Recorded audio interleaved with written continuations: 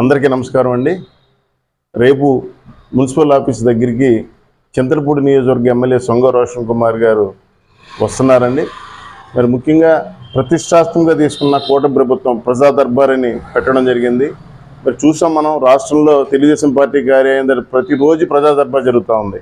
అలాగే జనసేన ఆఫీస్ దగ్గర జరుగుతూ ఉంది. అలాగే చింతలపూడి నియోజకవర్గంలో కూడా ప్రతి 15 రోజులకి నెలకి మన ఎమ్మెల్యే గారు స్వయంగా పెట్టాలని ఒక మంచి నిర్ణయం తీసుకున్నారండి. అలాగే లింగపాలెంలో పెట్టారు, సక్సెస్ అయింది. చింతలపూడిలో పెట్టారు. అలాగే ఇప్పుడు జంగారెడ్డిగూడెంలో 2 నెలల క్రితమే మనకు మాట ఇచ్చారు, కానీ ఎమ్మెల్సీ ఎన్నికలు పోవడం వల్ల పెట్టలేకపోయాం. ఆ రోజు రేపు ఒక చక్కటి అవకాశం. ఎందుకంటే గతంలో మేము చాలా హామీలు ఇచ్చాం. ఎలక్షన్లప్పుడు చాలా పనులు చేస్తామని చెప్పి కొన్ని సమస్యల మీద చాలామంది దృష్టి తీసుకొచ్చారు. మరి మేము చాలా లోకల్ సమస్యలు మా దృష్టికి తీసుకొచ్చినప్పుడు మా స్థాయికి కొన్ని చేయగలుగుతున్నాం, చేయలేకపోతున్నాం.